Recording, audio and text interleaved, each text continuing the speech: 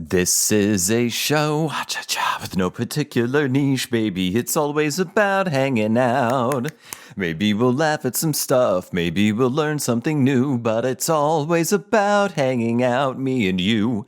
Hi, hello, and welcome to That Thing with James, a podcast about nothing in particular. I'm your host, James, and hey, I missed a week. It couldn't be helped. Maybe I'll talk about it in the bonus episode.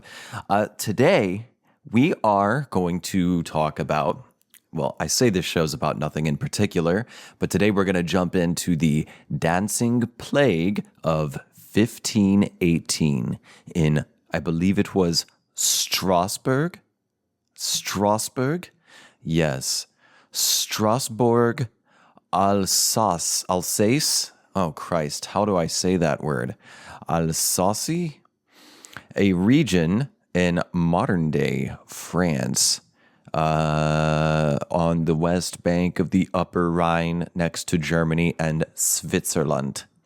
That's what we're going to be talking about today. Maybe you've heard about the dancing plague of 1518. Maybe you haven't. If you haven't, perhaps you are in for a wild ride. History is nothing if not entertaining. And what's entertaining about this is that these people literally danced themselves to death. They danced to death. So that's what we're talking about today. But first, if you want to help support this show and in return get access to loads and loads, I think we're a few episodes away from almost 100 bonus episodes. You can do all that at patreon.com/ThatThingWithJames. To those of you who are already patrons, thank you so much. You rock. And if you're not, check it out. Patreon.com/ThatThingWithJames. It'll get you 90 plus bonus episodes and other perks attached to different tiers. But the baseline is $5, only just $5 will get you 30 days of access to the entire library of bonus episodes of this show. So help support the show, an independent artiste, an independent creator like myself, and in return, get loads of bonus content at patreon.com/ThatThingWithJames. You can also find my show email, my subreddit, and my socials. All of that information, as well as the link to Patreon, is written in the episode description.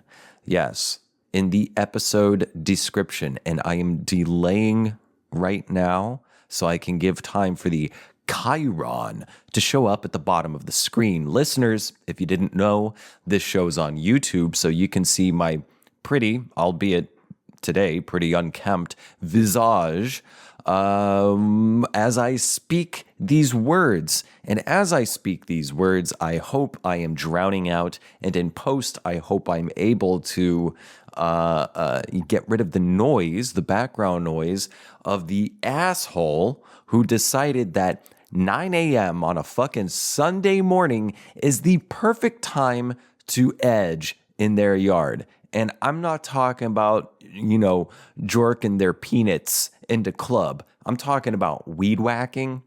There's an asshole at a nearby building, nearby where I record this show.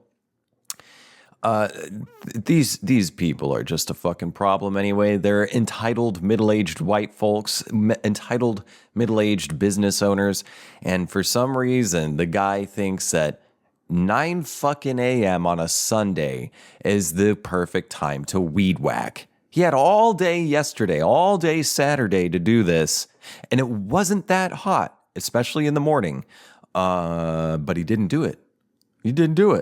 So he chooses a fucking Sunday. Selfish. He's a selfish man. So anyway, I don't believe it'll be an issue, but if you hear the sound of edging in the background, and again, I'm talking about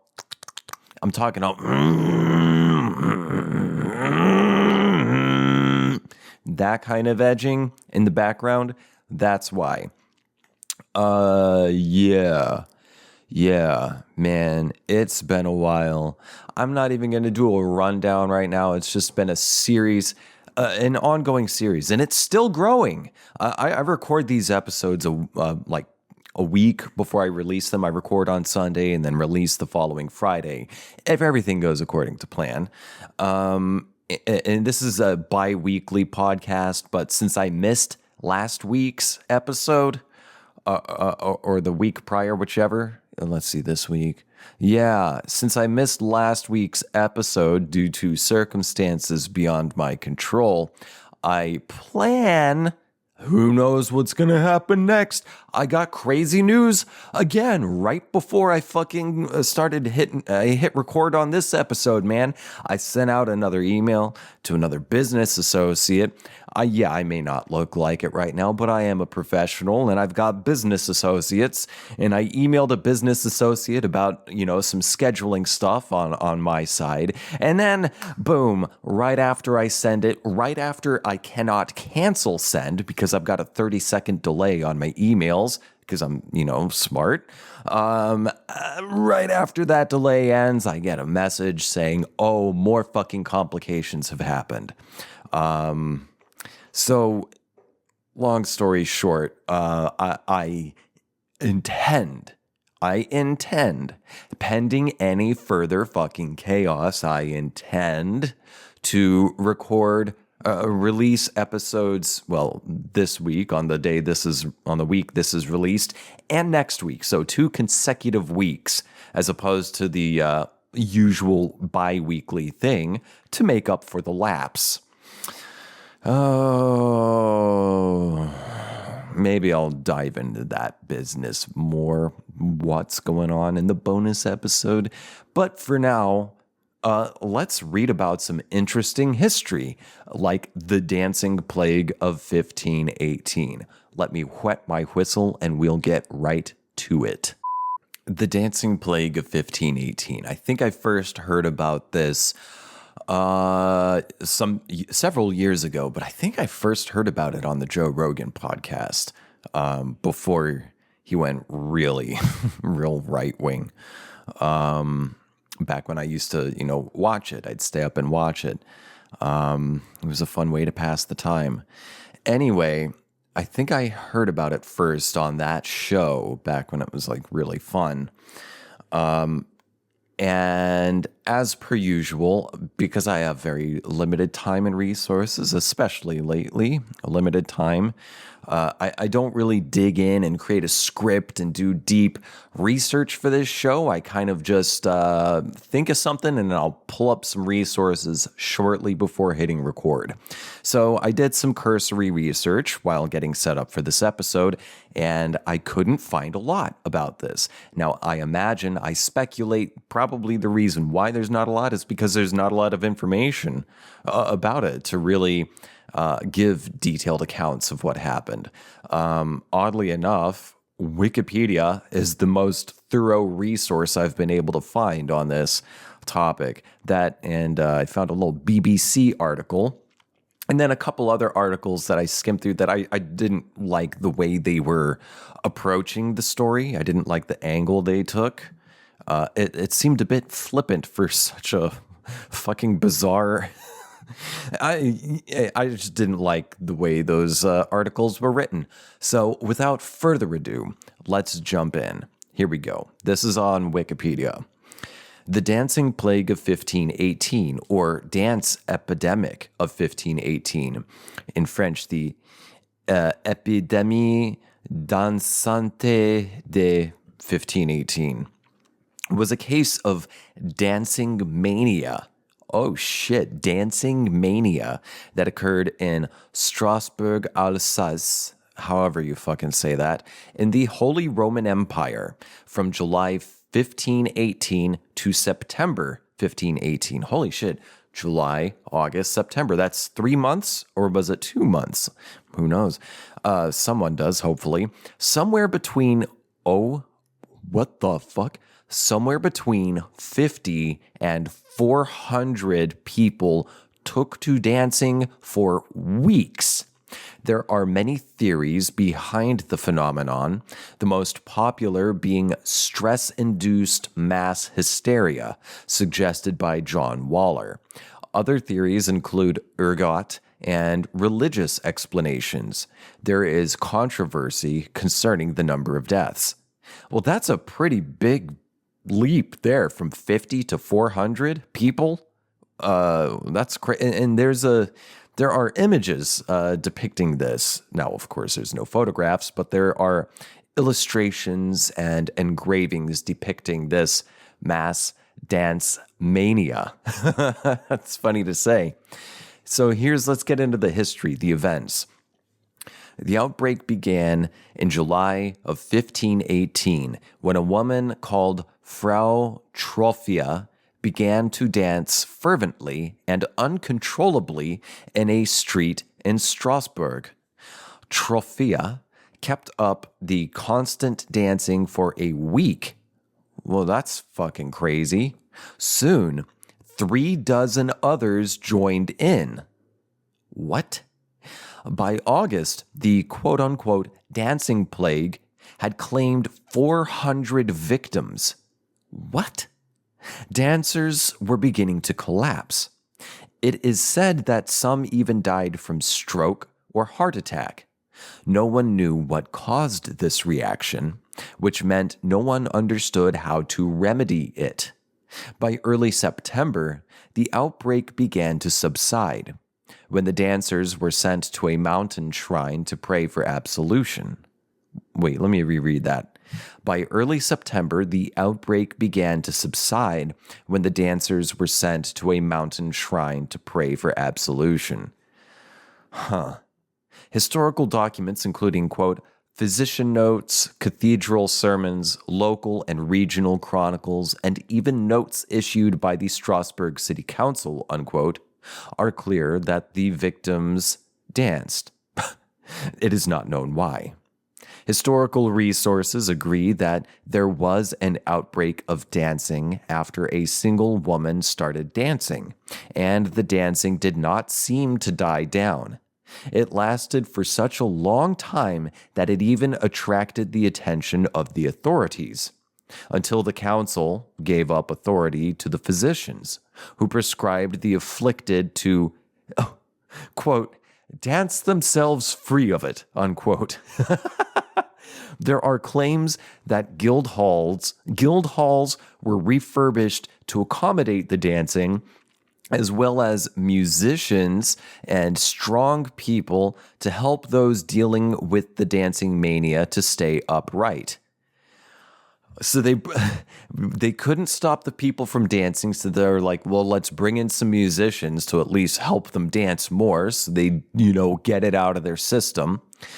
And then other people, they continue to dance, yet they are collapsing, yet still dancing in a state of collapse. So they bring in, quote unquote, strong people to hold them up so they can continue dancing. It's like that episode of It's Always Sunny where they have the dance-a-thon. Yeah, this is fucking crazy, man. Strong people to help those dealing with the dancing mania to stay upright. This backfired, and the council was forced to ban public dancing as people danced in fear it was a punishment from Saint Vitus. What the fuck? You're all dancing. Dancing is banned. You have to stop dancing. Yet the people cannot stop dancing. They physically, mentally, emotionally, spiritually cannot stop dancing. They cannot help it. Even if the ban is there, it's like, you got to stop dancing. I can't. I physically cannot stop dancing. What the fuck is going on? And who the hell is Saint Vitus? Let's see here. Vitus, whose name is sometimes rendered as Guy or Guido, was a Christian martyr from Sicily. His surviving hagiography is pure legend. The dates of his actual life are unknown.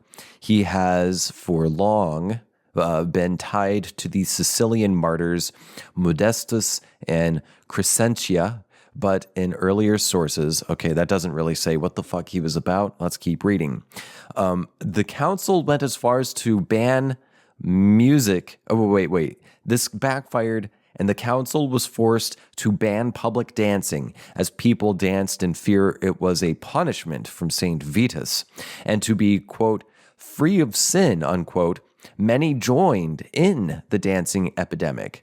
Oh, so they thought, who knows what the fuck they thought? These people were making shit up as they went along. The council went as far as to ban music. Oh, so they became Baptists?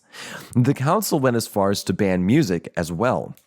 Those who danced were then ordered to go to the shrine of St. Vitus, wore red shoes that were sprinkled with holy water, and had painted crosses on the tops and soles. So they had to put on their holy dancing shoes to go to the shrine to see if the dead saint could somehow absolve them of the, the dancing, the incessant dancing that was afflicted upon them as punishment for their sins. What are their sins? Fucking existing. The original sin, existence. Okay, let's keep reading. They also had to hold small crosses in their hands, and incense and Latin incantations were part of this quote-unquote ritual. Apparently, quote, forgiven by Vitus, unquote, word was spread of a successful ritual, and the dancing plague had ended. Events similar to this are said to have occurred throughout medieval age, including the 11th century, in the 11th century in Kolbig, Saxony, where it was believed to be the result of divine judgment. In 15th century Apulia, Italy, a woman was bitten by a tarantula. What? I love history. In 15th century Apulia, Italy, a woman was bitten by a tarantula, the venom making her dance convulsively. What the fuck? The only way to cure the bite was to, quote unquote, shimmy.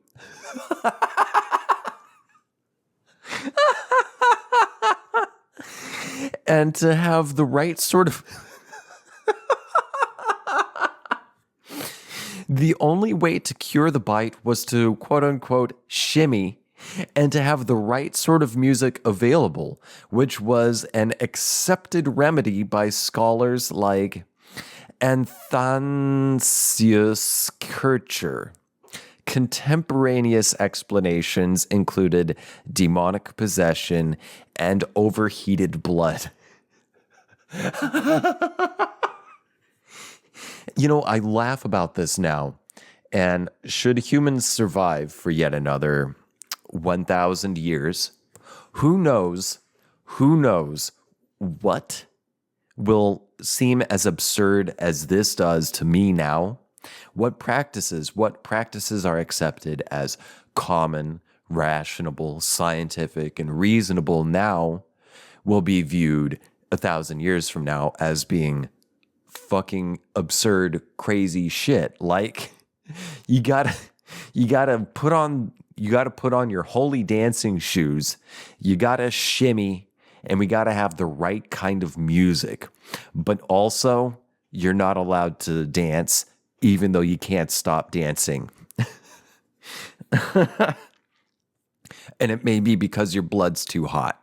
You have overheated blood. The rest of you's fine, but just the blood is too hot, so you got to cool that off. Your humors are out of whack, bro. We got to balance your humors so that you can stop dancing. Veracity of deaths. Controversy exists over whether people ultimately danced to death. Some sources claim that for a period, the plague killed around 15 people per day. But the sources of the city of Strasbourg at the time of the events did not mention the number of deaths or even if there were fatalities. Well, that's probably because anyone who could have recorded it Any literate person was probably dancing. Who knows? There do not appear to be any sources related to the events that make note of any fatalities. Ned Pennant Ray also claims, whoever the fuck that is, also claims that the final death toll is not known. But if the claims of 15 people dying per day were true, then the toll could be into the hundreds. The main source for the claim is John Waller, who has written several journal articles on the subject and a book titled A Time to Dance, A Time to Die, The Extraordinary Story of the Dancing Plague of 1518. The sources cited by Waller that mention deaths were all from later accounts of the events. There is also uncertainty around the identity of the initial dancer, either an unnamed woman or Frau Trophia. And the number of dancers involved, somewhere between 50 and 400. And of the 6 chronicle accounts, 4 support Lady Trophia as the first dancer. I'm sure this is all just rumor and hearsay. Modern theories as to why this happened. Food poisoning.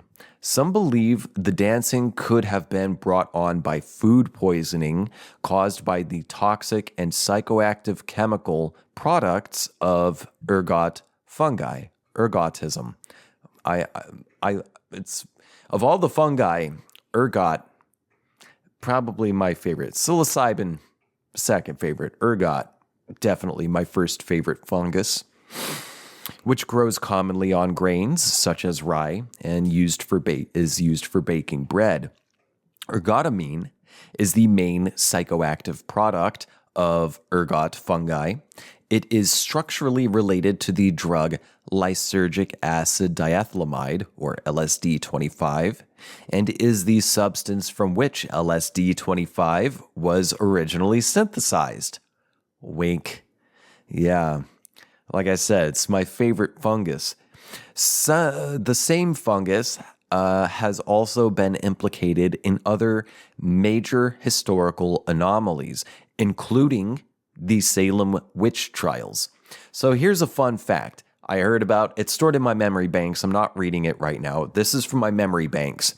Their researchers found we don't know if there's a causation or a correlation, but there was a co-happening, if that can be an accepted word that I just made up, a co-happening historically through the Middle Ages onto the quote-unquote Enlightenment period, Salem witch trials, etc. Over that span of hundreds, 1,000 years, when there is a rash of witch trials, because those have been going on for a long time, Middle Ages on, when there were a lot of witch trials happening within a period of time, there also happened to be a lot of rain. Okay, so let's rephrase that, try to clarify it here. There were always witch trials happening, but every now and then, there were lots of witch trials, like an unusually high number of witch trials happening at a time. And those abnormally high number of witch trials also happened to occur during periods in which the land in which those witch trials occurred was receiving an abnormally large and protracted period of rainfall. Thus, the speculation is that there is more rain, there's more moisture in the wheat, and more moisture in the wheat leads to more favorable conditions for the growth of wheat fungus, including ergot. And that ergot that fungus-infested wheat would be harvested and baked. So the ergot would be baked into the bread and, whatever else, pies, crusts, and it would be eaten. And it would affect those who consumed it.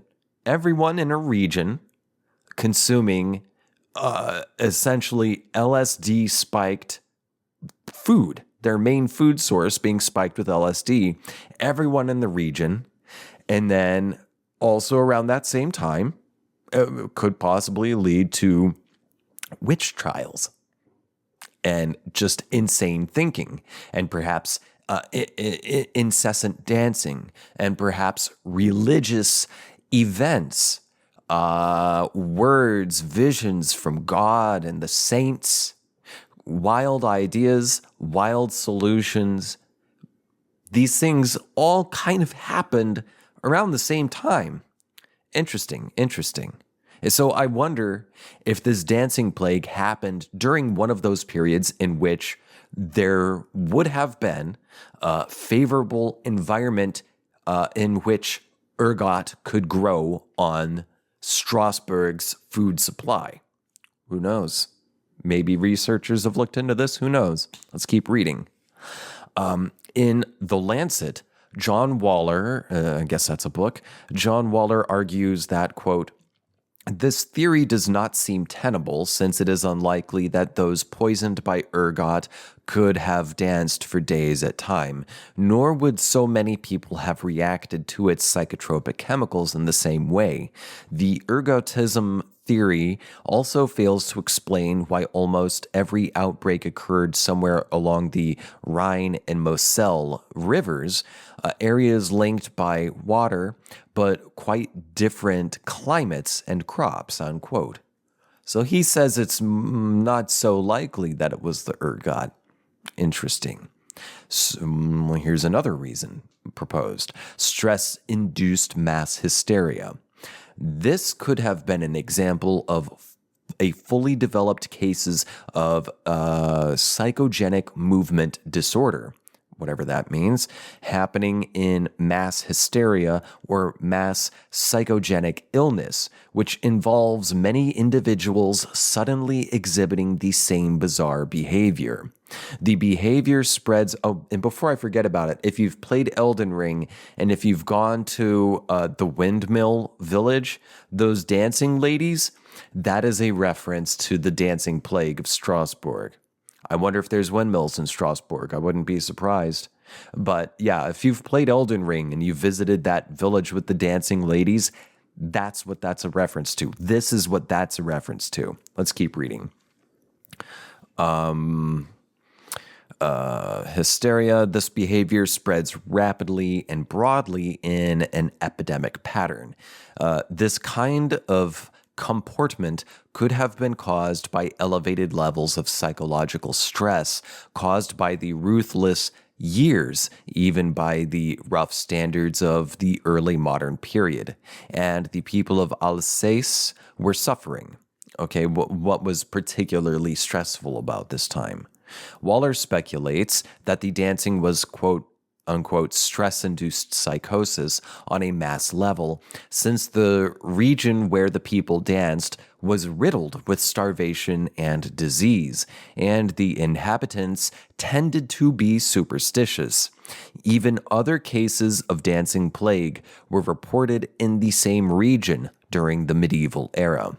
This psychogenic illness could have created a chorea, not the country, Chorea, from the Greek word choreia, meaning to dance, a situation compromising random and intricate unintentional movements that flit from body part to body part.